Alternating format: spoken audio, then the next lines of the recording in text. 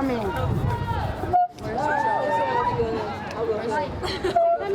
Haley? Got this. I'll be right after you, boo. I should on my phone.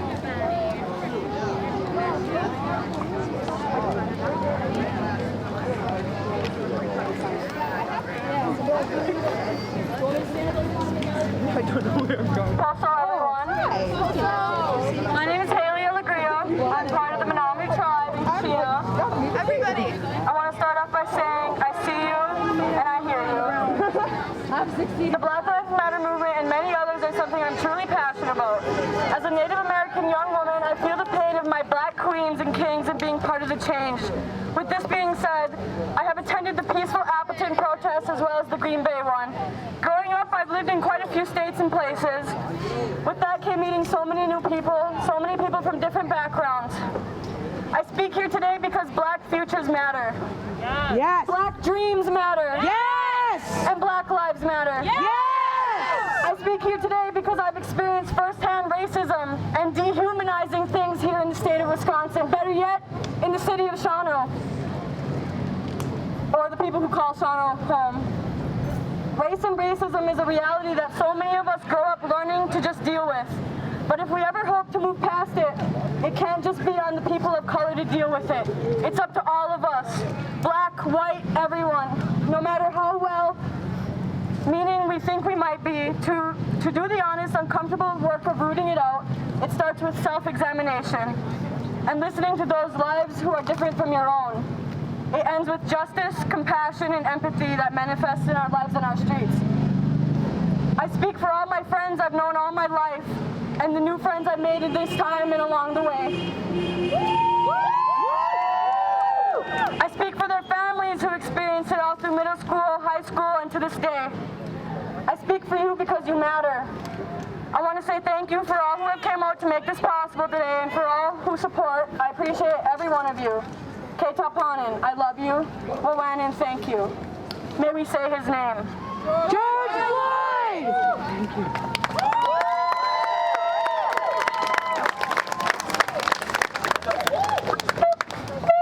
Sorry, guys. You know, coronavirus, gotta be sure. Hi, good afternoon. My name is Cy Edwards. I am a failed adoption, and I'm not afraid to say that. A woman raised me, I guess not to be actually her daughter, but I still respect her. She was white. She taught me to put my hood up at the age of 9. I asked why. When I had a white little sister next to me, she said, because you're different, because of your skin. You're not like any of us. And that's when I knew that something was different. Preble High School, I walk in there. I'm looking really good. I'm looking pretty great, you know. A dude came up to me. He said, why are you wearing white people clothes? I never knew clothes had a color, first of all. Flash forward, senior year. A kid told me a joke. Haha, it was pretty funny, I guess. He was like, hey, Cy, how's your family tree? Still hanging there? Oh my God. That just shut me out. I've always never fit in anywhere because of the school system, because of the police system. It's not just cops. I went through it during school. When they teach you slavery, they already bring us down on a level. I was the only black kid there. Teacher, we're going to talk about slavery. Everybody looks at me uncomfortably. What's up with that? Instead of teaching about slavery and George Washington, how about you teach about what happened in Oklahoma? When they burnt those cities to the ground and killed every black person.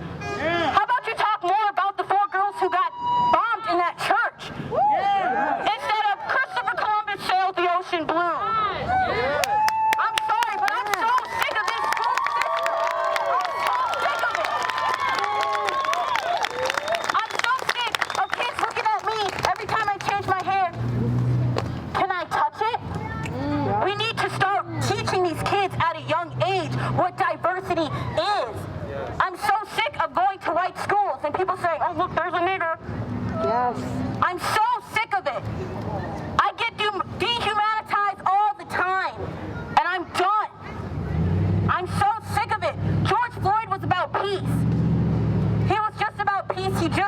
live his life. I'm worth a $20 bill to you people? Not you people, but the other people. I'm only worth $20. Imagine putting yourself in my shoes every single day. I'm so sick of being fetishized as a black woman. Yes. Oh, you got something good to do. What that mouth do? Oh, your lips are so big, but I don't want my parents to know that I'm dating a black girl, so keep it on the down low. I'm so sick of it. I'm so sick of, oh my God, you are so beautiful for a black girl. Can I touch your braids? No, you cannot touch my hair. I'm so sick of celebrities taking our culture, but then want to go turn around and be like, well, that man had it coming. I am so sick of it. They take our culture. They take everything, and then they're going to turn around and be like, well, we had it first. Well, it originated from here. I am proud to be black, and I am happy to be black, but I am so tired of waking up every morning wondering if it's going to be my last. I am so sick and tired.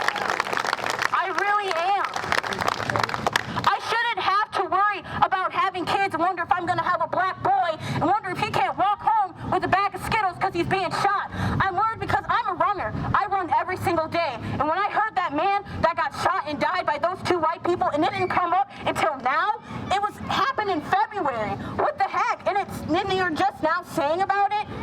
Like, it's scary to run and just look around, and I always have to be looking behind my back. That's scary. Just put yourself in my shoes. It's not a life worth living sometimes. I get scared.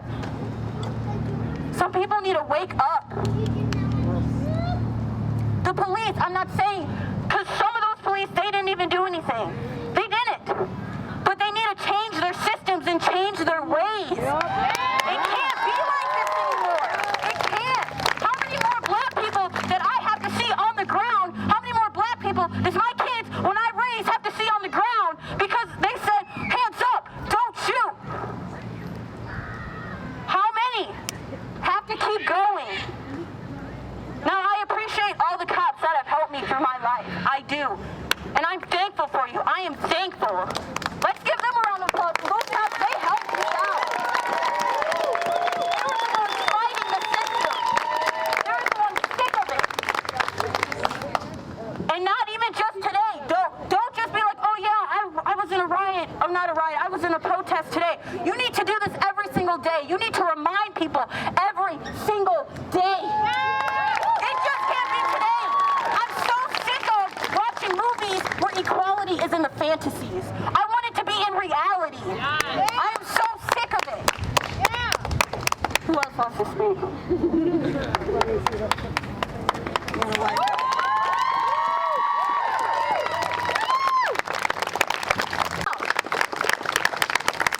The little black boys to join hands with little white girls, and little white girls to join hands with little black girls and be united.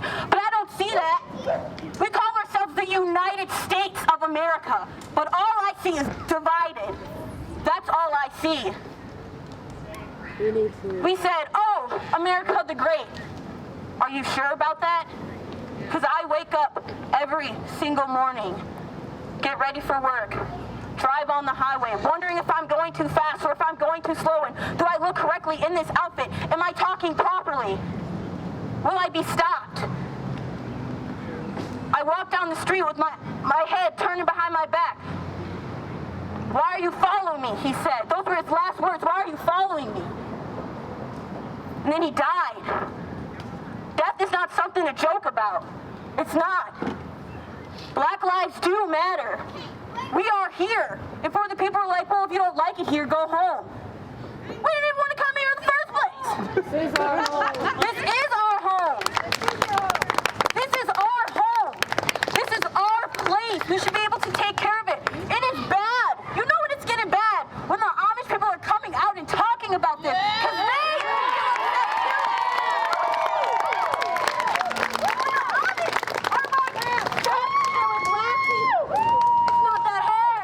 Right. what's so hard about it? They're not just killing black people. They're killing Mexican, Native, Chinese. People are being racist to Asians for what? So an Asian was born and raised in America, and you're going to be racist to her because she might have the coronavirus. Or you're going to be racist to a black person because, you know, you see it on TV. White beater. Don't look like he's doing nothing good. But you're going to stop him and search him for what? Just minding his own business, walking down the street. There needs to be a change. There needs to be a change.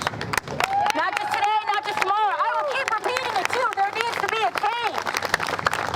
It's not just the system of the cops. It's the system of the school. It's the system of foster care system. It's the system of the society. It's the system of black women being fetishized. It's the system of black boys can't be able to walk home just because the cop is going to come and search you. It's a system that needs to be destroyed. It needs to be destroyed. Y'all just gonna keep letting me talk enough now?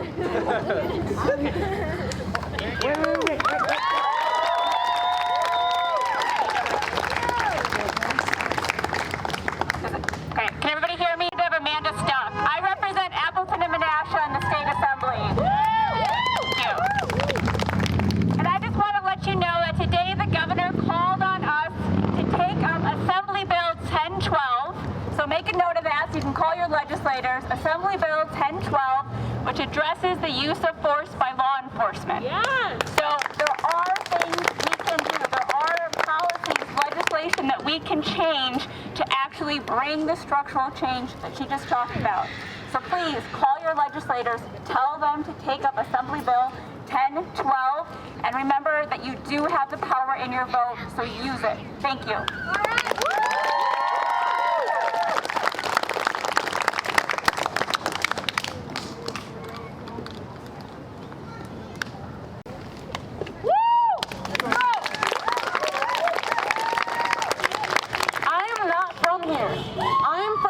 Wisconsin. I literally go to school at UWSP, and I've experienced some interesting things there. Some things that I don't speak on because I feel like I'd get in trouble. Some things that I would never speak on to my grandparents because I feel like they'd feel the pain that I feel on the daily. Things that they have dealt with. I haven't dealt with the things my grandparents dealt with, but I deal with things today. I deal with modernized slavery. We all are dealing with modernized slavery. When I walk into a class at UWSP, I am the only black girl that I see in my business classes. I am the only black girl. A teacher told me when Hidden Figures came out that all the black women in this class should go see it. I'm the only black woman in that class. I'm like, okay, well, thank you for putting me on the class. And I did watch it, but I was in Europe when I watched it, and I did like it. But I didn't watch it on her terms, I watched it on mine. You know, 400 years of oppression, and it's still continuing. 400 years. 400 years. When these people are protesting against us, they don't realize that it's been 400 years plus, and it's still happening. Industrialized slavery, and we're still dealing with it to this day. So as long as you stay united, we stay safe. As long as you stay united, we stay safe. I am so proud of the youth. I see so many kids today. I see so many children. I didn't hear any cuss words. I'm so proud of every single one of y'all. I'm so proud of every single one of y'all. The youth is beautiful. Can you believe it? Can you believe all the middle fingers that we've seen?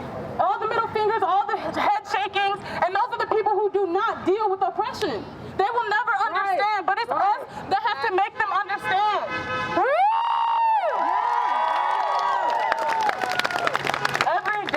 Every day I have to deal with just microaggressions. Where I work at Century Insurance, $1 billion insurance company in Stevens Point. I am the only black girl in that department. I am the only black girl in that department. Do you know what? When I went to Minnesota, guys, I protested front, right in their face. State Patrol, Army, I was there, National Guard, I was there. I recorded everything. It's on YouTube, documentary, go watch it. And when I tell y'all, I was so scared. My dad cussed me out. My grandparents cussed me out. They said, Akila, are you dumb? I'm disappointed. Not in the fact that I'm fighting for my rights, but in the sense that I put my own life in danger. I put my own life in danger because I hurt. Every time I see a black man die, I hurt. Every time I see a black woman die, I hurt. You know? I was not raised with parents. I was not raised with a mother and a father. My mom died when I was 3. I was raised with grandparents. My grandparents dealt with segregation. My great-great-grandmother was living on a plantation and was raped by her slave owner. Okay, I want y'all to understand, my family goes back years of oppression, so that's why I'm here today. I'm here today. I'm so proud of every single one of y'all. And I just want to say I'm so thankful. I'm so thankful because I know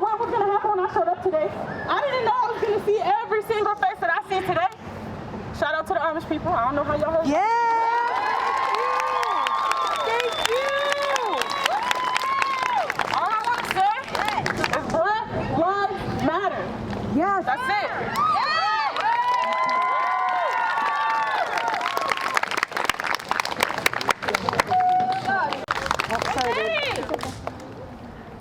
This march was not just for Blacks or African Americans. We are here for all people of color. We are here for our brothers and sisters who have died or went missing and received no justice. We are their voice, not just today, but every day. No justice, no peace.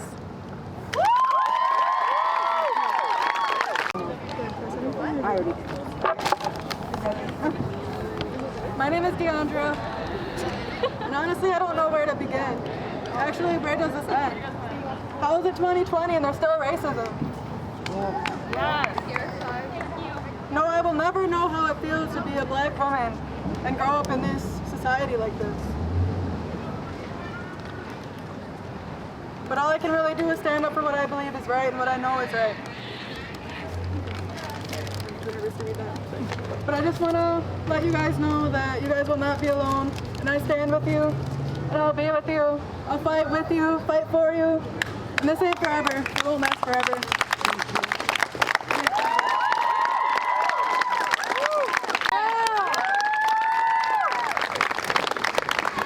So a lot of you guys might know me from around here. I kind of grew up here since middle school, and before I came up here, I went to all white schools every single year.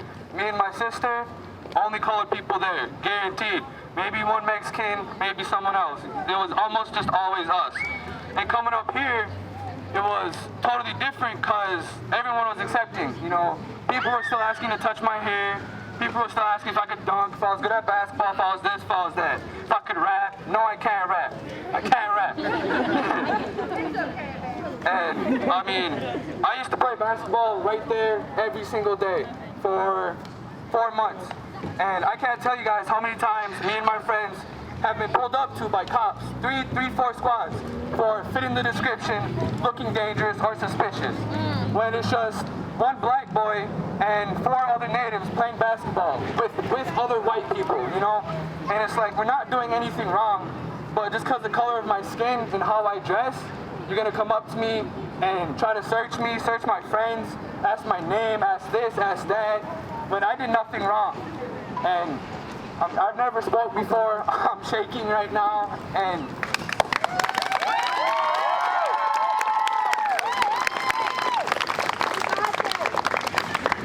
I just welcomed the sun into this world a month and a half ago.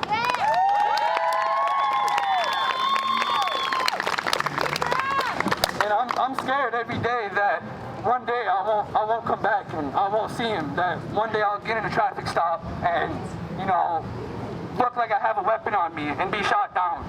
And that's my biggest fear in life, in all honesty, to not come home to my son.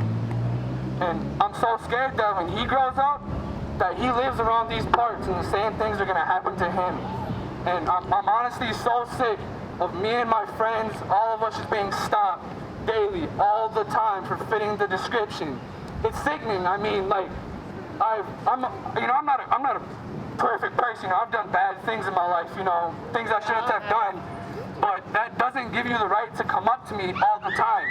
Just because, you know, I fit the description. You know, and I seen George Floyd, you know, I seen Trayvon Martin, I seen all these people. Jonathan Tubby was a Native American man who was shot 5 times while in handcuffs because it looked like he had a weapon on him. They had already booked him, searched him for weapons, and shot him 5 times, once in the head, because their life was at risk. And sorry for my language, that's bullshit. He was in handcuffs. And I know we're here for Black Lives Matter, and all lives matter. And I know everyone got to understand that Black Lives Matter before all lives can matter, because, you know, they just look that, you know, all minorities, they don't really matter. You know, a lot of people, no offense to any of you white people, you guys are great being here supporting us, but a lot of white people think, you know, this is their world. You know, they rule everything. And, you know, to be honest, they're kind of right. You know what I mean? If you've ever done research into anything, the major banks, major businesses, anything, you see the man at the top of that is a rich white man. You see the charges pressed against him were dropped. Raping children, all because he's a white man with money. Kind of getting off track here, but... You got this, you got this. You got this. Keep it going, keep it going. You got it.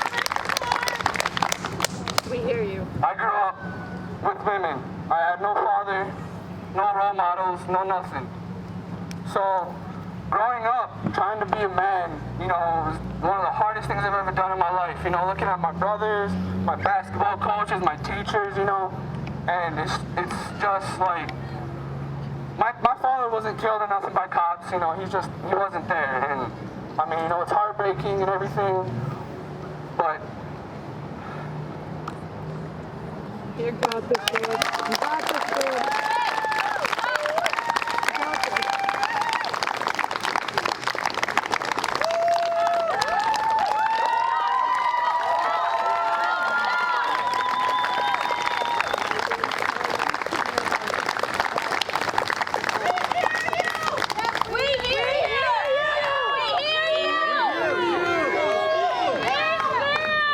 And we're proud of you.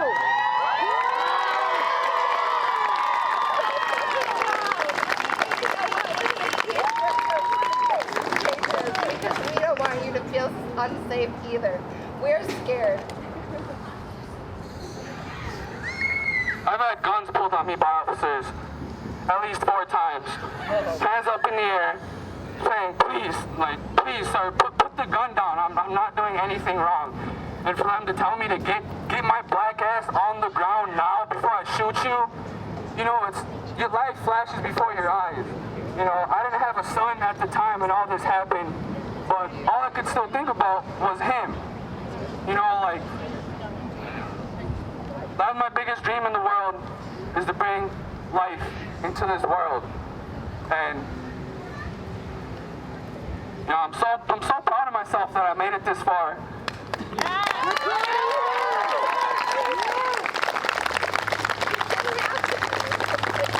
We're proud of you. Right. We're proud of you.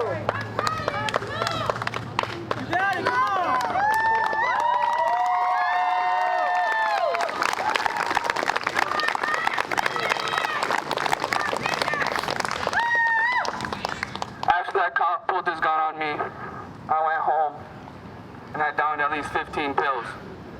And it was just fear, like, I'd rather have myself be taken out like that than be another statistic by a cop, to be another black man shot down in the street.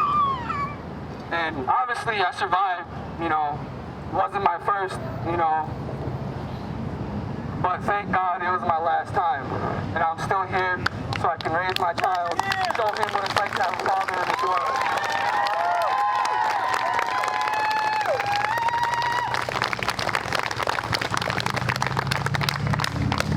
Thank you guys for listening to me. Kente Pardon, White Landon. You guys have a great day. Black Lives Matter.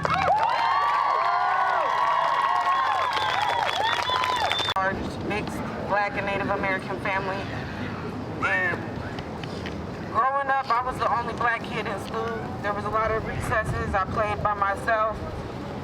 I remember when I was in like the 4th grade and a janitor used to throw trash at my feet and call me a nigger.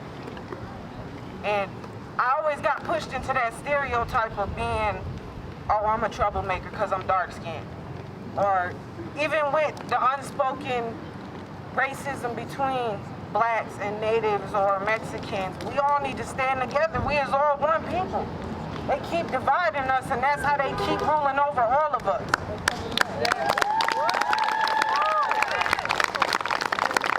I grew up watching my dad struggle every day, watching him come home knowing that he was a hard-working man and he did everything he could to put food on the table for all 11 of us kids.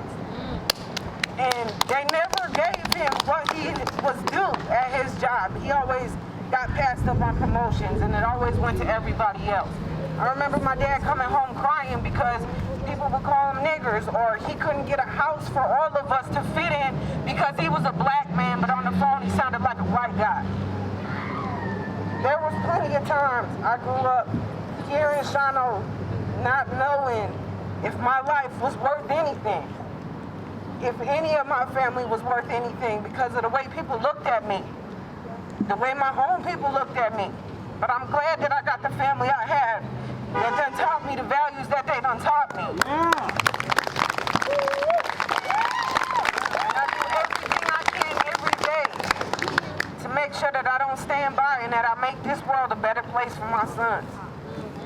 Because they deserve that. I deserve that. We all deserve that. And I just want to say that I love everybody here, and Black Lives Matter.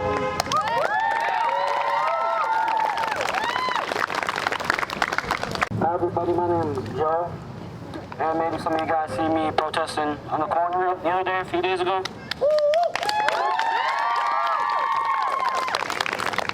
And glad everyone came out.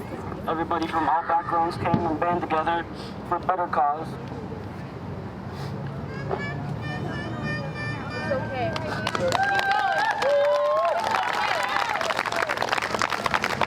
It's ridiculous. You guys be fighting. Martin had to fight, now we have to still fight? That's ridiculous.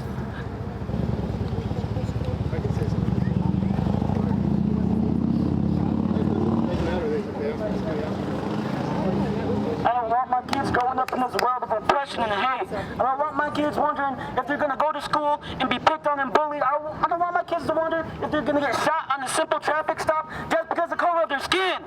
I don't want that.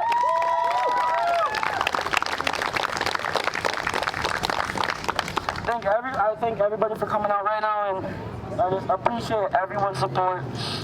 And Black Lives Matter.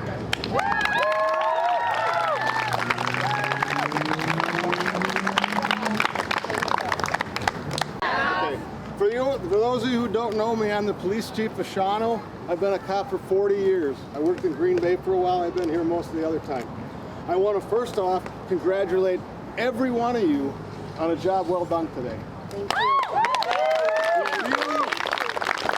We really appreciate the fact. They can't hear you. Oh, that's okay. Where are they at? Turn it on. First button.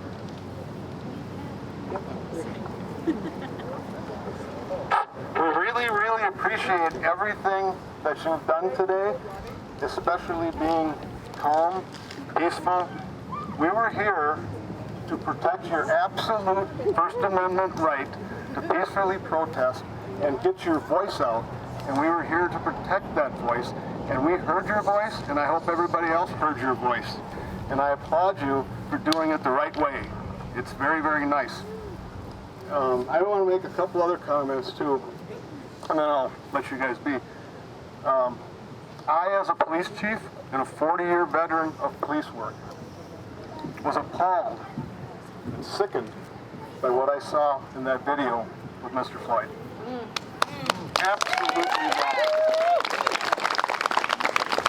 And I also want you to know that the 3 officers that stood around, they're also complicit. They needed to stop that.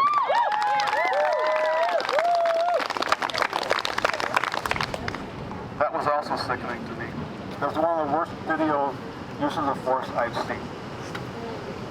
And I can guarantee you that our officers are trained differently. And they respect human life, and they respect everybody's life. With that, again, I'm very happy how this went today. I wasn't sure.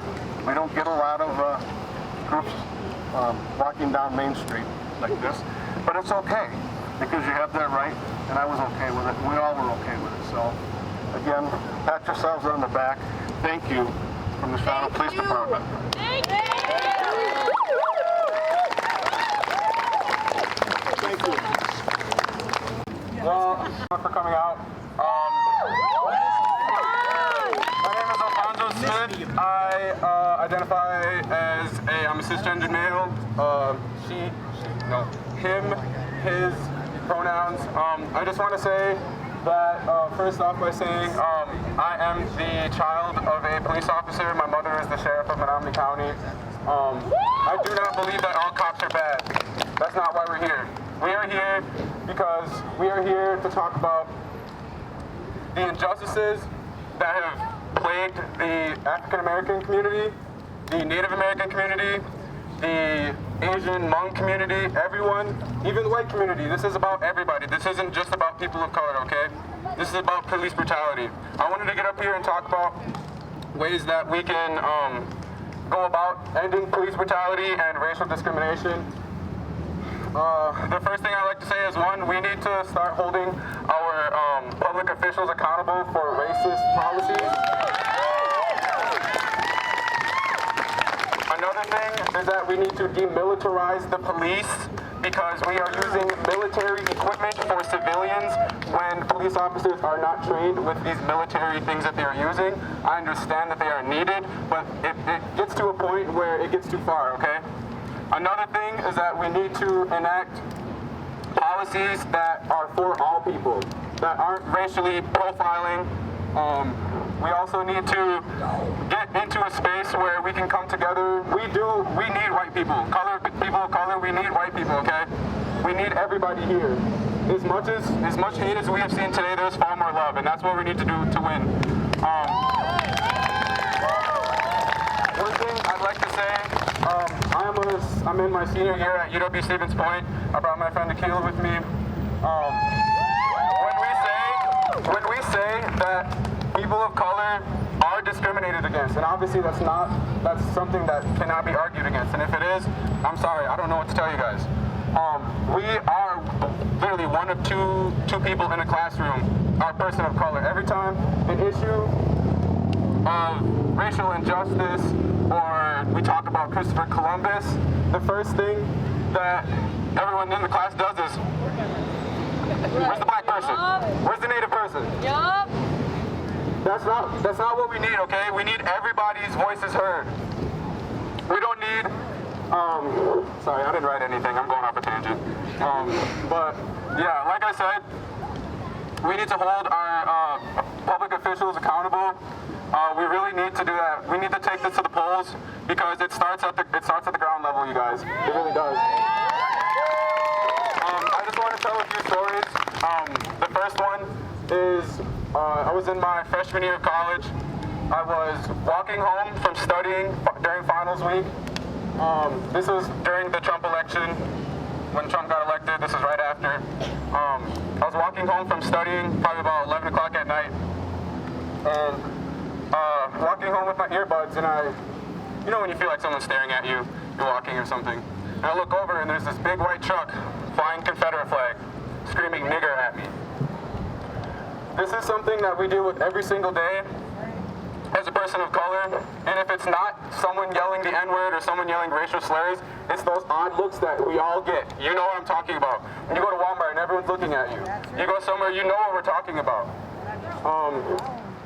Another thing, my sister also works in dispatch at the Menominee County Sheriff's Department. We need to start holding our police officers accountable, and police officers need to start holding other police officers accountable. Correct me if I'm wrong, Ashley, but one day Ashley was at work, dispatch. She made out a call, I don't know specifics, but there were 7 officers in a meeting room, and one of these officers, Ashley had said something, one of these officers says, "Get that nigger off the radio." These are the people that are policing us. These are the people that are supposed to be protecting our lives. These are the people that are out here supposed to be holding each other accountable, and they're not. Another thing that we need is for police officers to hold each other accountable. We need police officers who kill unarmed people to be investigated outside of that police department. External investigation, because when we have internal investigations, that means that they can switch the evidence. We all seen, if you've seen the second autopsy report from George Floyd, it showed he died from asphyxiation. The first report that was done internally. The second one was done by an independent autopsy agency. This is something that we need to do. You can't, people say you need to change the system from within. No, we need outside sources. We need outside voices.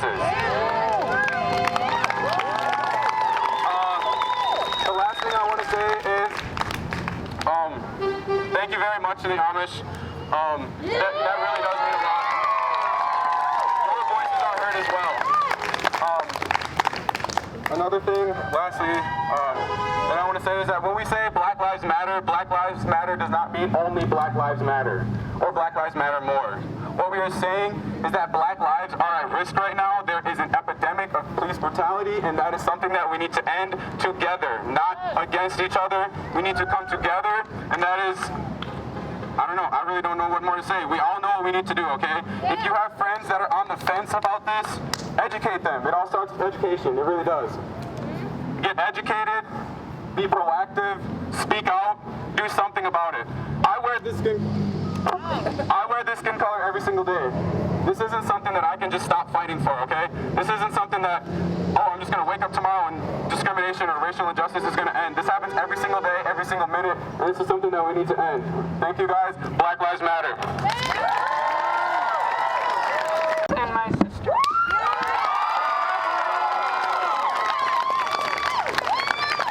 We all know that this world is full of oppression, full of hurt.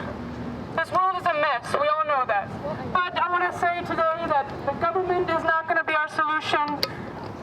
The police are not our solution, but there is still a solution that is for each and every one of us. Jesus is our solution. Jesus is not racist, and that's why we are not racist, because we love Jesus. That's right. It's time for us to band together against the system of this world that is oppressing everybody. That's the only thing that's going to help us. We love you all so much. We just came to represent the Church of God. Look us up on thechurchofgod.com. We love you all so much, and we want everybody to be in heaven with us.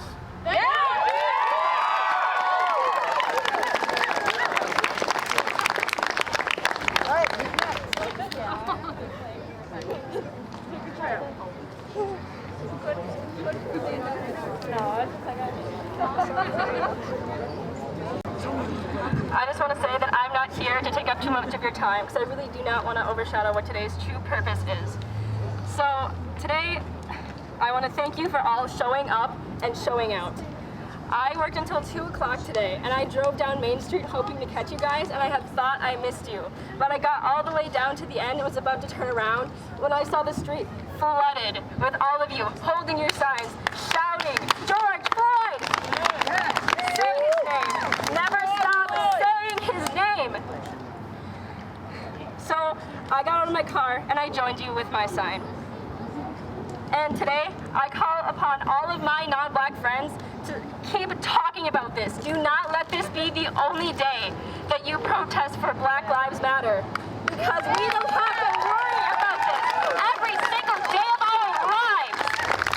I do not have to worry about when I get pulled over by police for running a red light, that I'm going to lose my life. I know that I'm going to walk away from that interaction alive. Some black people do not have that privilege. And that is something that we can never forget.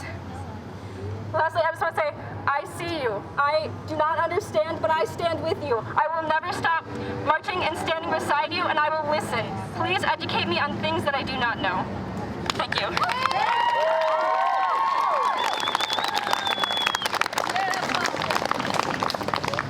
How are you doing today?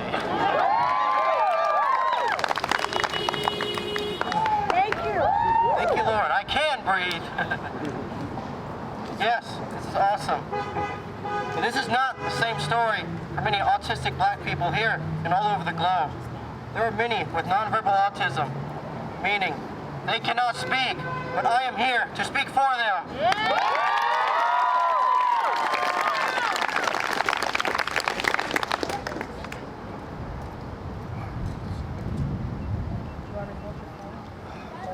I'm trying. Yeah.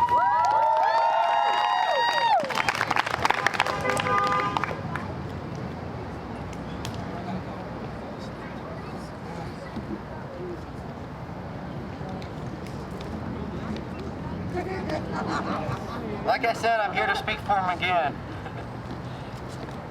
Oh, you wonder who I am, do you? I am black and I am autistic, and I'm here to speak for the ones who are stuck silent their entire lives. These are non-verbal people. They cannot talk at all.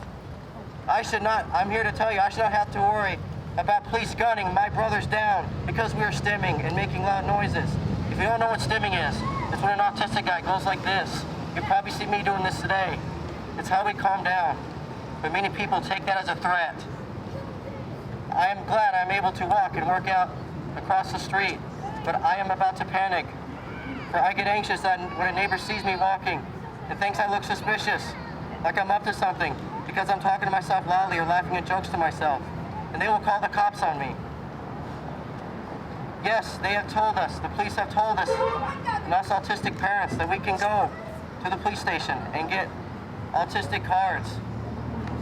That we can show the police when they pull us over or want to talk to us. We can pull it out of our pockets and show them. The part, my friends, that is bull crap.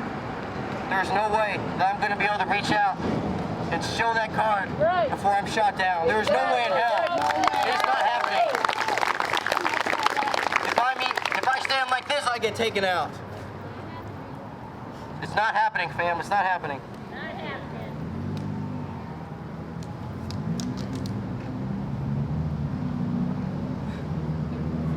I highly doubt it, yep. You are amazing. Don't ever let yourself. I'd like to thank all my supporters for coming out here and for protesting. That thing was powerful, guys. I love it. I love being part of something that matters. And I ain't done. I will not stand down. I will be at all kinds of protests in Wisconsin. Watch out, fam. We autistic boys are coming, and we're going to make a change.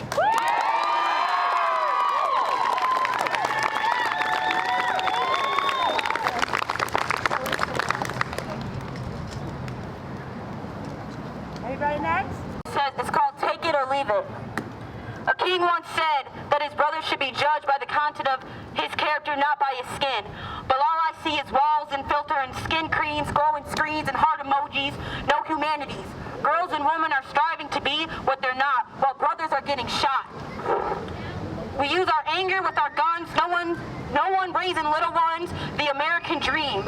We cover up the meaning of empathy with wealthy, everybody hurt different, but we're not the same. We should be on the same mission. But you cannot take a walk, but grow in my shoes. You understand it could be a devastation. My color was never a weapon, but I guess that's all you could see. Holding metal, never thought to be scared of the color silver. But we all to be scared of something. And then my other one.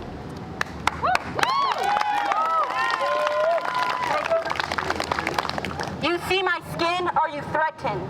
Why do you hold your kids close when I step in the elevator? It's so funny how you're scared of me, but at the same time you want to wear my skin as a costume. Speak my language, have my hair, but you never want to be me. You hunt us down like dogs. Mothers shouldn't bury their sons. Children shouldn't be fatherless. I never knew I should be afraid of the color silver. I'm so tired of my people seeing red and blue as the last thing they see. I can't breathe. I can't breathe. Can you hear me? I can't breathe. How quickly we forget.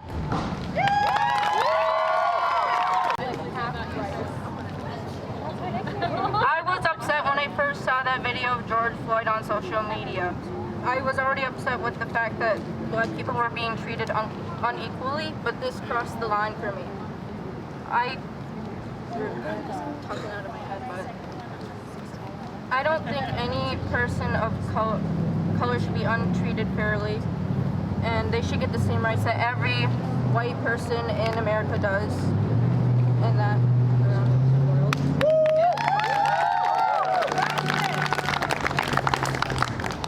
You got it. So I'm not fully Native American, but I did go through the same things that every person of color does. I had people telling me, oh, if you don't like it here, go back home. This was my home. It's always been my home. It was your home first. Right? It was your home first, am I right? What else was I going to say? people making fun of me of the things that I wear, and I had people making fun of me of wearing white people clothes. Like, I grew up with all this stuff most of my life, and I'm really sick and tired of it, and that I just want things to change. I don't know why we're still struggling with racism during 2020, but I want it to stop, and I think we should all be treated the same no matter what. So, all lives are not going to matter until Black Lives Matter. Hey guys, some of you know me. My name is Courtney Carlton. Born and raised here, been living here all my life. I've seen a lot of injustices in this city, and a lot of people, specifically white people like myself, just brush it off, tell me it's not my problem, stop bringing things up. And you know, I never realized how bad it was in this city until my black boyfriend came here and we got stared at in the bar, and we were so uncomfortable that we had to leave the bar. People using racial slurs behind our backs as we go outside and smoke a cigarette. I urge every single white person, it is our time to stand up and stop being silent. White silence equals white consent. And all these people have been saying shit for 400 years. It is our time to speak up and get shit done.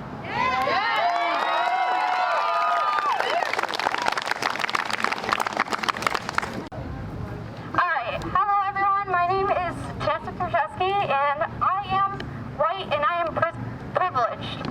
I am able to walk these streets of Shawano and anywhere and not have to be stared at, not have to be looked down, not have to be questioned to get looked at and like everything like that. It's like we don't get questioned like all these people of color do. It's so sickening to see all this. Yes, it is. And I'm white and I'm privileged. I have these privileges that you people don't. And it's so sickening to see. I was on the front page of Shawano Leader, me as a white person, and I saw a black man stand on the corner of that street, on Main Street down there. He didn't make any news. He didn't make anything. Because he was black and he was a person of color. It is so sickening to see that. Just because I'm white doesn't mean that I need to be posted everywhere. Post these black people, post these black people.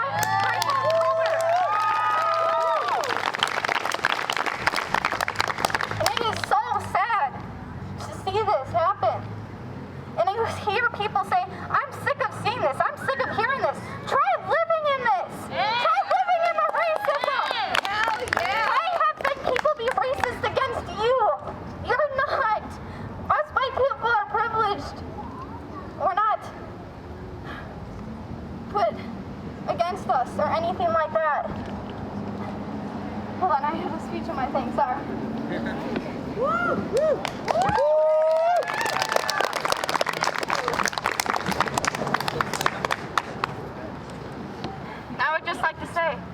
I'm not black, but I see you. I'm not black, but I hear you. I'm not black, but I mourn with you. And I'm black because I will fight with you.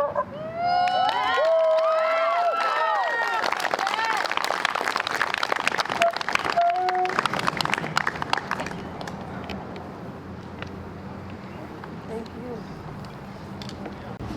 But I hear you. As a white person, I see your struggles, and I'm sick of seeing it too. And I would just like to say I would love to stand with you, because not only am I here for you, but I'm here for my mother, who is a person of color. I'm here for my autistic boyfriend, who is a black man in Georgia. And I'm here because I'm sick of seeing the oppression. I'm sick of all of it. I don't want to get the phone call that my boyfriend got shot because he was running down the street. I don't want any of this to happen to any of you. I'm here because I love each and every one of you that came out here today. And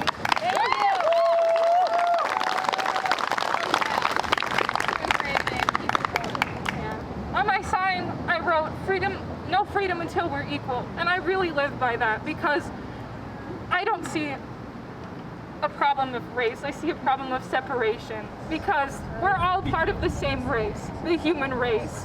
And we shouldn't be separated by the color of our skin. But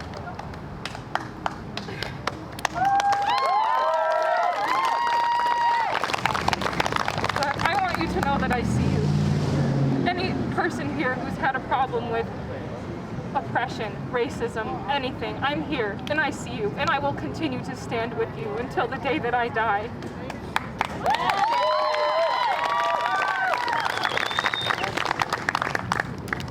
Ashley, I feel in a way I am privileged on a law enforcement standpoint. I am a 911 dispatcher, and sorry, I'm a little nervous. I feel like sometimes when we do have problems with the police or with my friends, I'm the first person that they say, can you go talk to them?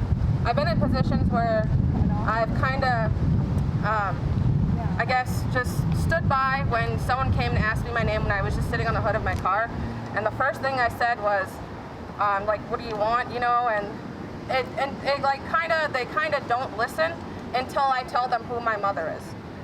Whew, I'm a little shaky.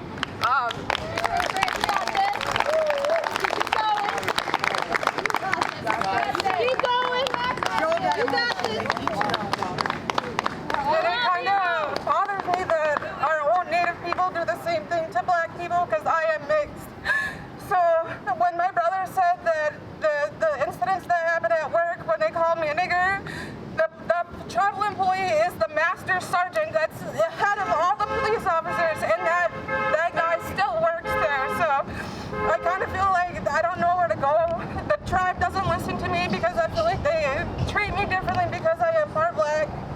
And I guess I don't really, I don't know, I don't really know what to do at this point. The lawyers can't help me because they say they don't want to get involved in tribal law. So at this point I feel like I'm treated differently by Native Americans as well because I am mixed. So that's kind of what I wanted to say.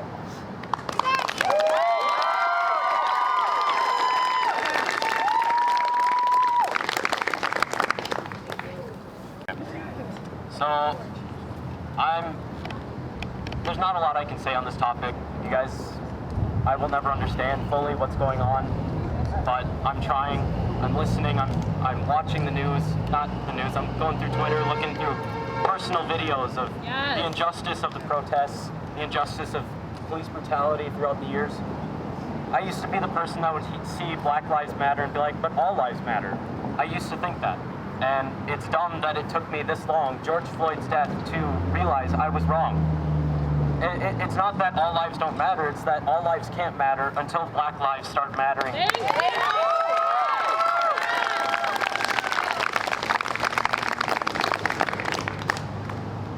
I have a lot of thoughts going through my head, so it's a little tough for me to say them all. But just, I'm trying to understand, and I will listen.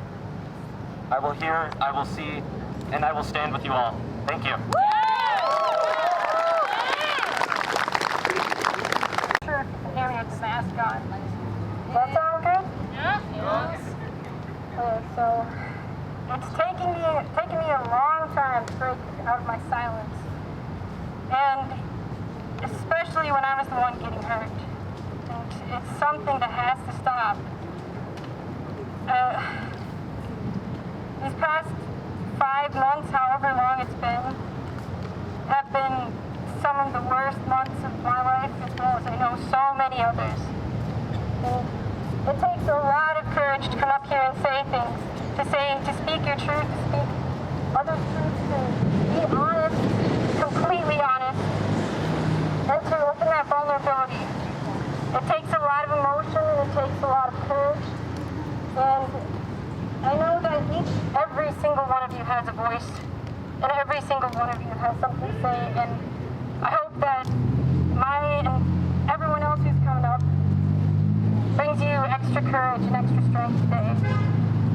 So, Kitapanen, which means I love you in my language, and keep rising together, speaking for each other and for yourself. Rwandan, thank you.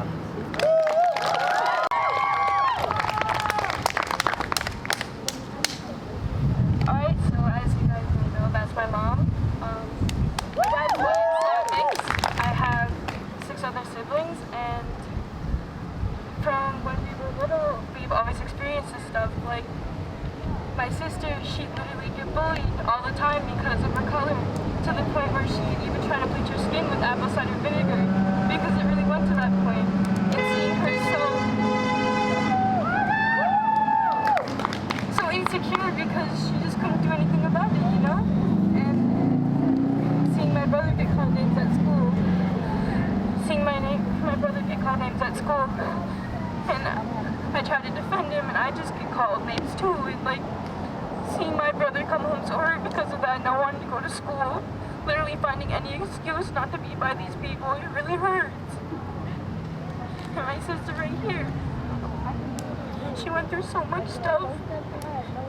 It made everyone, I don't know, it just messed with their mental health so much. And my mom here, she's so strong, she's faced more stuff than I can even imagine when she was growing up, being bullied, being beat up, everything, all of this for no reason. Like, what's the point? We're all the same inside, so why does it matter what we look like on the outside? It's not fair that I get treated differently because I'm this color, but my mom's this color, and my sister's this color, and my other sister's this color. Like, it doesn't matter.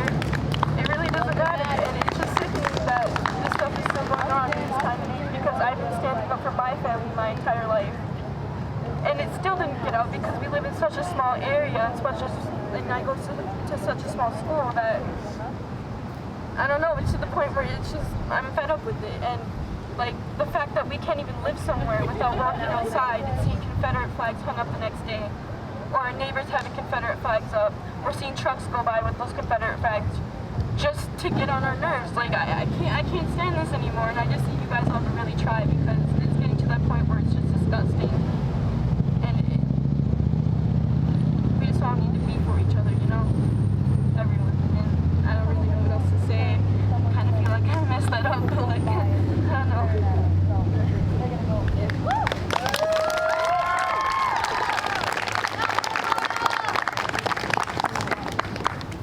My name is Shalise Collins, and I am black and I am proud. So very proud to be black.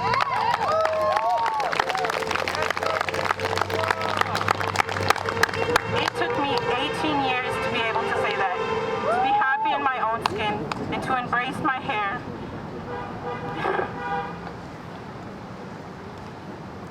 When I was younger, I always wished that I was white. I always hated my hair, hated the skin I was in. And it was so hard for me to, because I didn't see any other black women embracing it.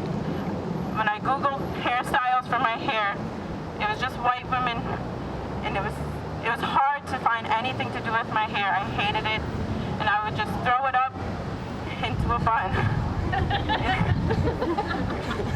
And my mom, I would see her cry because she just wanted me to be happy and to love myself, and it took me so long. It took me 18 years to love myself and the skin I am in. And my mom... You're beautiful!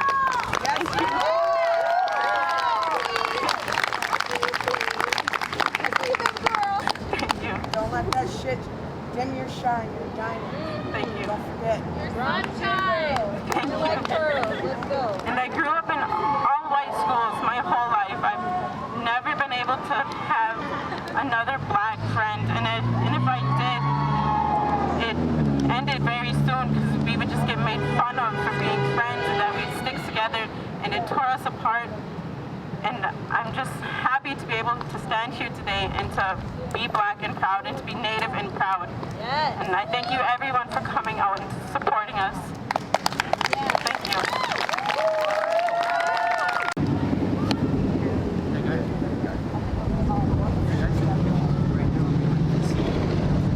I'm not black, but for years I've been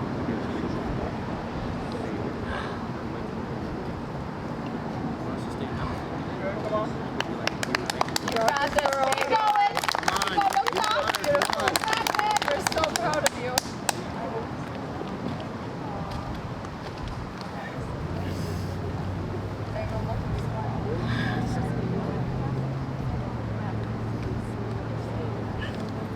It's been for years.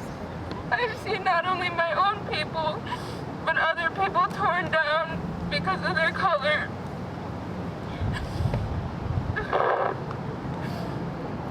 My mom's side of the family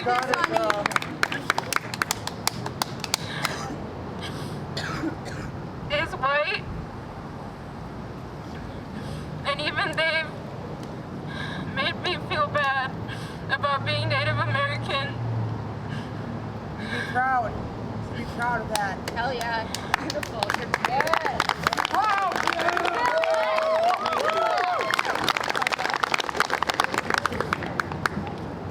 And it should have never came to this, but it had to. And I'm proud of all of you. We're proud of you. You're so great.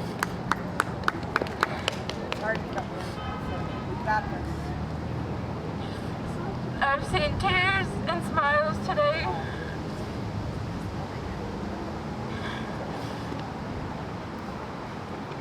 But I love you all.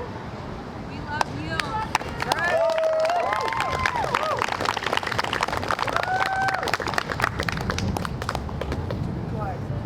How y'all doing? Most of you know me. My name is Chastity. I am a trans woman, proud. Yes. Today, I'm standing here, and I'm going to make this quick and short because I want you guys to speak. I want you guys to know every year there's trans women of color who are getting murdered, and I'm so sick of it. I'm tired of it happening. Look at me. I get to stand here today, but look at all the black transgender women who cannot be with us. And I'm so tired of going down my timeline and seeing another trans person of color getting murdered. I get to stand here today. I have privilege because of my skin. They don't. They got murdered. And that's why I'm standing here today. And I love you guys so much, okay? Thank you. Have a good day.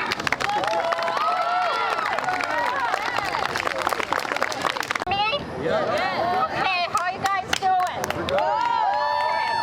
I'll tell you, this is one of the best times I've seen in Shawano, and we've lived here since 1991. So good for you guys for sitting out here. We got a real issue on our hands today. COVID was one thing. Black Lives Matter is such another thing. And I want to tell you, my name is Georgia Stapleton. Maybe some of you Menominee kids here know my husband, John. He's taught on the reservation since 1978. That's why we came here. We love you. We love what you stand for today. And don't you ever, ever give up. Ever. Don't let anybody stand in your way. You're strong. You're so much stronger than what you know. I marched for the Women's March in 2017, the day after Trump was inaugurated. It was one of the most meaningful days in my life. There were over 500,000 people in DC and millions of people throughout the world. And I'm here to tell you, there are millions of people throughout the world that stand for you today. Yes! Give them a hand. They're not going to stop. They're not going to stop. What happened to George Floyd was totally wrong, totally wrong. He's going to be put to rest. I want you all to look at his funeral, watch it, be there with the family. How many of you can relate to any of this? Raise your hands. How many of you can relate? Come on, let's go. Who can relate to us? I can. I'll tell you a story about one time when I was in New York City. We couldn't hear you. What did you say? I'll tell you a story about when I was in New York City. Okay? No, what did you say before that? You said raise your hand. Raise your hand if you can relate to this. Okay? So I'm in New York City with my best friend, and I was a camp nurse there, but we went back for the 4th of July. She had rented a car, right? My 2 daughters were in the back seat, and her nieces were in the back seat, and anyhow, we were going over one of the bridges to get across out of Manhattan, and we got stopped by cops. still don't know to this day. But I'm here to tell you, I was questioned like I've never, ever, ever been questioned before. So was she, and so were the little girls in the back seat. And you know why? Because she was African American, that's why. That is why. I can relate. I think y'all can relate, can you? I think we have to relate. Now is the time. We don't have any more time, you guys. And I want you to do one thing that's going to be so important this year. You need to get out the vote. We got to get this president out. Out, out, out.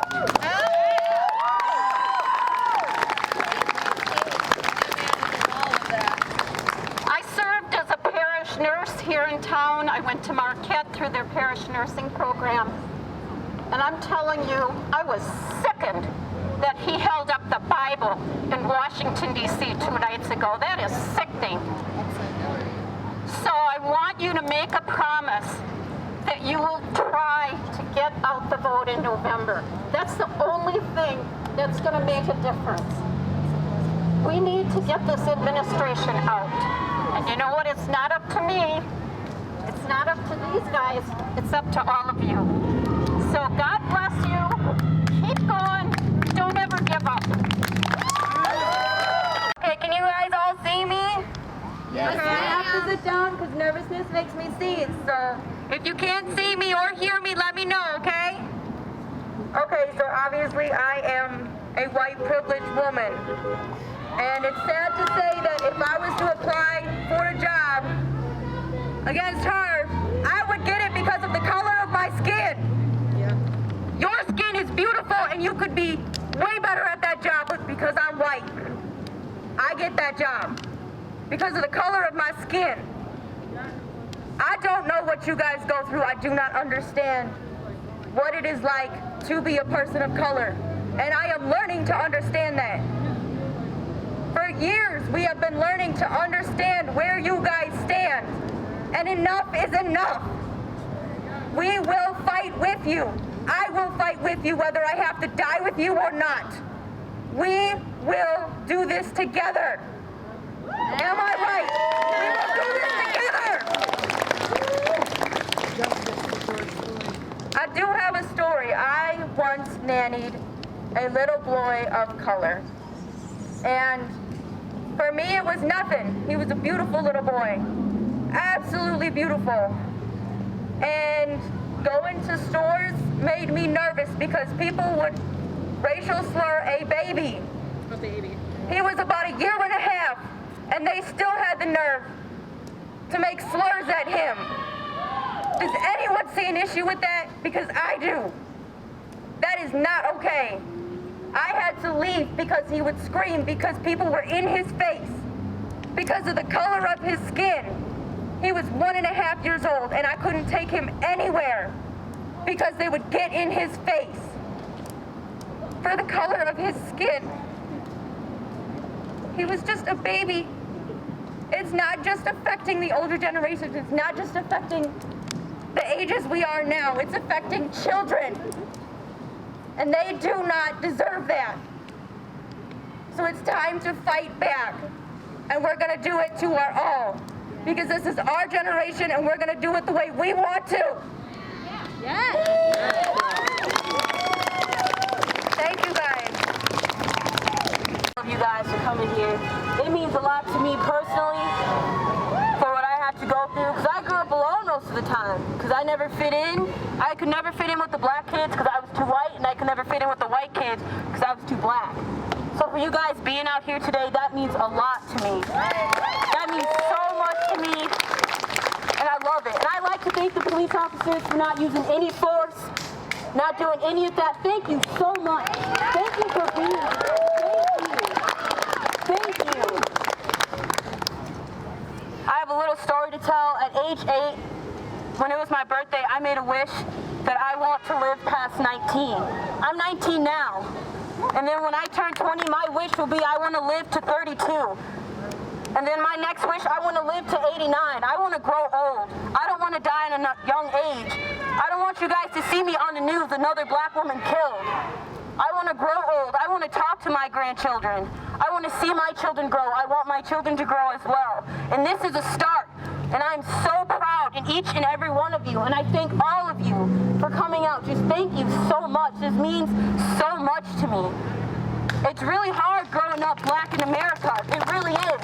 And for you guys to stand up and say that's not right, that's a huge improvement. That's showing this society that you're not scared of what they have coming. Thank you so much. I can't thank you guys enough. Just thank you. It is really hard. Oh, thank you. And I'm proud. I am proud to be black. And I'm going to admit it. I wasn't when I was younger because I grew up with white Barbie dolls. I grew up with white models on TV. Now I see African American models on TV, and I'm so proud of that. That makes me so confident and happy. I see black models on TV. I see black lawyers. I see black doctors. I am so happy that we are advancing, and some of you white people are giving us a chance. There are a couple teachers that helped me through it. I went to Gillett, and I came from Preble, so Gillett had 26 credits, and I had to get 13 in 2 months. I had to get 13 credits because I was behind, because I went to Preble, and I only had like 17, and Gillett was required to have 26.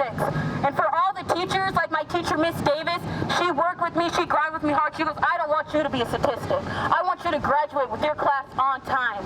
And I like to thank her for pushing me, for making me a better person than I am today. Not a lot of black kids graduate because teachers don't give them that effort. Teachers don't give them that motivation. So I'm glad my teacher, she worked me. I had to take 13 online classes to graduate from Gillett High School. And I graduated with 28 people. I was the only black African-American girl in my class that graduated in 2019. And I was so proud of that because I beat the system. Because they say statistically black women are having children at 14 years old. Black kids will drop out at the age of 17 to 16 to 14 years old. And I broke that stereotype. And I'm happy for all those African Americans that are breaking those stereotypes. I'm so happy and thankful for all of you. I'm happy for white people for breaking those stereotypes. I'm happy. I see videos. They don't show this on social. They don't show this on the news. But I see cops dancing with black kids. I see cops shooting hoops with black kids. They don't show that. They show destruction. They show the violence. We're doing peace right now. There is no violence here. No. We are all about peace. This is a movement.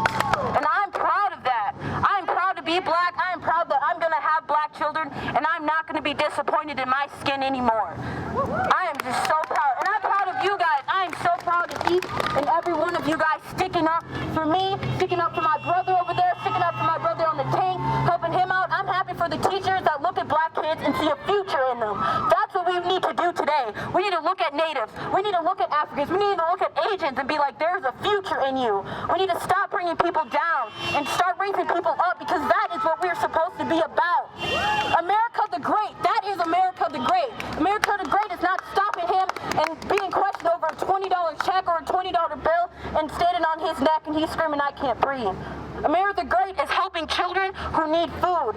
It's helping children read and understand. It's graduating black kids doing something better from themselves. It's other people helping other people out the street. That is what United States is all about. Right. I'm so sick of 4th of July and fireworks. No, for 4th of July, I want to see people come together for cookouts. I want to see black and white people join it in hands. I'm so tired of getting looked at. I want us to be united. We are called the United States for a reason, so we should be the United States for a reason. It has to change. It's 2020. It has to change. It took a dead man to unite us. And that is sad that it took someone's death to come to light of what's going on. But just like what happened to that boy and that woman who lied and said he whistled at her, that mom, she was a gangster. She did something no mother would ever have the guts to do. She said, open his casket. I want them to see what they did to my baby. Emmett Till. Emmett Till. Emmett Till. Emmett Till. She said, I want to let them see what they did to my baby. And that was a huge movement, but found out later that she said that she lied about it. She was pressured into it. That did make me angry, that she lied about it and Emmett lost his life. But that started a huge movement, and I'm happy for that. I'm happy that I can walk outside today and but I'm still afraid, but at least I can walk outside. Yeah, it's baby steps, but we're getting there, and we will get there. We will have equality. I am so sick of discrimination. I'm so sick of having to be afraid to speak. Exactly. It's 2020. Y'all don't even realize this. Our generation, we can make a turn. Our ancestors, they're gone. I get that. Our ancestors are not here anymore. White people, your ancestors are not here anymore. So don't let them confuse you. They are not here. We can make a change today. My ancestors are not here, but damn well, I am going to fight for this country. Damn well, I am not going to be a statistic. You guys can each make a difference. Our ancestors aren't here. So why stuff keep happening the way it is? We can make a change, each and every one of us, not today. Not just for today, not just for tomorrow, every single day. And I will say that every single day. Please make a change. If you don't see something right, please make a change.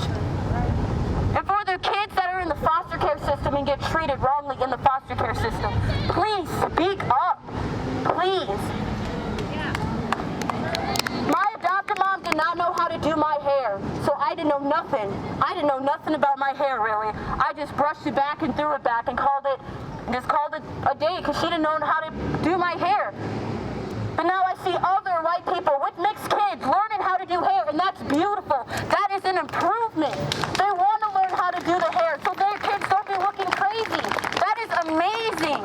That is what America is about, is being united, being educated. Don't be ignorant and be like, well, I didn't like her because you know about this and you know her. I don't judge people. When you walk up to me, I will not judge you. I don't care what you came from. I don't care what your story. You treat people with respect. It's common sense.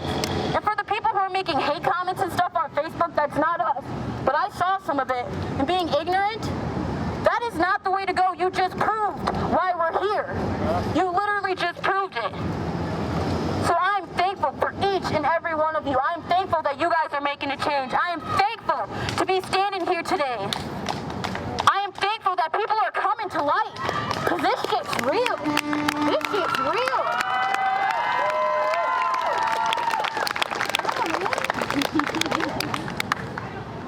So thank you for walking. Thank you for saying George Floyd. Right, it's George Floyd. Yeah. George Floyd. Say it again. George Floyd. Emmett Till. Martin Luther King. Rosa Parks. We don't hear those names anymore, though. Yes, George Floyd, but Rosa Parks, Martin Luther King. Keep that dream strong because that dream will come true. That dream will come true. And I will live to see it because I know that we can make a change. We need to stop being so wrapped up in our status, in our wealth status. We are all human beings at an equal. It needs to start there. Wealth divided us. Race separated us. Religion screwed us all up. At the end of the day, we are all human beings. We all should love each other no matter what color, what type of outfit you're wearing. Because I know when I went to Pueblo, those I think salami people, they were treated horribly. I remember one girl got her scarf ripped off her head, and she turned around to that white boy and she dumped chocolate milk on his head, and she didn't even get in trouble for it. And I was like, okay, that's what's up. I was like, he deserved that. Don't ever disrespect anybody. We all should love and take care of each other, but we all are forgetting that. We're so wrapped up in, I need this new Instagram post to get 30 likes, or man, do this cool trick, or hey, let's go bother these people to see what we can get out of it and become famous. It shouldn't always be about that. It should be, hey, I'm gonna pick up trash on the side of my road because I'm so sick of people littering this planet. Or hey, I just saw a black guy just get discriminated. I'm gonna step up and I'm gonna say, don't do that. I'm not gonna be silent anymore. We should never be silent anymore. Black lives matter. We are here, we matter. Please, I just need you guys to listen, because I know some of you are gonna go home and be like, wow, this was a good protest. I did pretty well.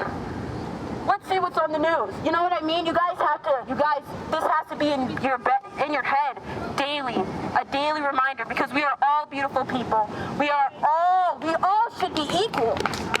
It's so sad that it is 2020 and we are still not equal. And I love your story, young man. That was a beautiful story. And congratulations on your new baby that came into this world. We're all equal. Please, we are all equal. And some of you guys may see me because I work at Quick Trip and Styles. And just give me a friendly hello and a smile. Don't be a stranger. That's what's wrong with us today. We're strangers to each other. We go out and protest, but then we don't do it anymore. And I'm not trying to say protest and walk in the streets. I'm just saying protest every day. Make realizations to the world. If you see something wrong, please, I will repeat this, please speak up. You have a voice. Do not get silenced. You have a voice. You have a voice. And I'm proud of that. I'm proud of each and every one of you. I would just say this, a change is gonna come. Whether it does be the riots, whether it does be us keep protesting every single day, a change will come. People will start to see, yeah, this is not right. Yeah, we need to do better than this. Other third world countries are making fun of us. They're like, oh, wow, man, they shot another black kid. Yeah, America the Great. We need to teach them that we are something more and something better. That we are united, that we will not back down for anything. We need to come together as a community. We do. You guys are sitting here silent, just staring at me, but agree, we do. We need to be a better community. We need to help thy neighbor. Whatever happened to that? I see girls in high school disowning other women. This is for women's rights too. Women, we need to come together as well. We can't be shaming each other. We can't be body shaming each other. We can't be discrimination. We need to be together. Men too. Men, it's okay to cry. It's okay to show not a little masculinity. Be together. Be united as one. They don't call us the United States for nothing. Remember that. Women, you guys are so beautiful. I was looking at all these beautiful ladies. I was like, yes, let's go! All these beautiful girls. You guys are cute too. But like, you know, we women, we just powerful. We just so cool, I think, because you know I'm a woman. But I'm so happy. Thank you. Thank you for being here. Thank you for marching. Thank you for telling your stories. There's a lot of other stories that don't get told. So thank you. Thank you for just bringing it to light. Because, see these people driving? They didn't show up because, you know, they had probably something better else to do. But they're still ignoring the problem. But the people who are honking, they hear us. They see us. They know what we're going through. And for that, I am thankful. I am thankful. I only had one bad experience with a police officer.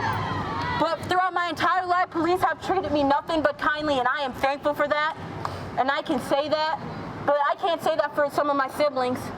I can't say that for some of my foster siblings. I can't say that for George Floyd. There's a lot of death, but we can make it stop if we just gotta be together. We can't have hate. It's 2020. We can't have hate. We can't be divided. This is where they get us. They will turn. We will get turned on each other because that's what they want. They want black people to hate white people and white people to hate black people. They want Muslims to hate us. As long as we show them love and we show them kind and we come together as one, they can't stop us. And that's what makes them angry. That's what makes them angry. Oh. We just have to come together as a community. And I know each and every one of you can do it in your schools. Because I know we went to school together. We were at Jill. I was the only black person, right? I was the only black person. Huh. Oh, cool. Yeah, that's what's up. I was the only black person. I went to 11 schools, guys. I went to 11 schools, and I've seen it all. I've seen teachers be rude to me. I've seen janitors be rude to me. I've seen I've seen parents be rude to me. It hurts. It really hurts, and we need to make a change. I knew something was different by the age of 5. Isn't that sad? As a 5-year-old girl, my biological mother told me, you need to protect yourself. Black girls, they are not protected in America. You need to watch your back. Pay attention to your surroundings. Don't go home alone. Don't walk home alone. Don't go anywhere alone. Stay in a group. I have men hit on me at work. Old white men hitting me at work. One of them grabbed me by the waist. I said, I beg your pardon. 6 feet, sir. Corona. It's disgusting. I was like, so I get fetishized as a black woman, but you don't want your parents to know that you're dating us. What's up with that? I literally went to school with the boy who was like, I think you're beautiful, I think you're great, I think you're amazing, Sai. But I don't want my parents to know I'm dating a black girl. That literally put me at a low. And I was like, yeah, I ain't talking to you no more. Good day. Good day. We need to be better. We need to teach men to treat black women with respect, to treat black men with respect. I have little kids coming up to me and be like, why are you black? What's wrong with your skin? And it's so cute though, because they don't know. They're kids. And racism is taught. We're not born with racism. So when those kids came up to me, I wasn't going to be racist. I wasn't. But I was going to make fun of it a little. I was like, I stayed out in the sun and God blessed me with this color. And they were like, wow, for real? I was like, yeah, dude, sort of. But they're little kids, they don't know. But now they have that integrity, they have that mindset like, wow, she was blessed by the sun. That is so amazing. Instead of teaching our kids, don't talk to that person. Because that's how it all starts. That's how it all starts. When you see little kids and you see them being rude to one another and stuff, you guys need to break that fight up because that's where it starts. It starts with our little ones. We need to start teaching kids about the power that we have. We could change it. Little kids don't know racism is taught. It is not embedded into us at birth. It's not. So thank you for being here. Thank you guys so much. You guys have a great day. I know it's over now. But thank you. Thank each and every one of you.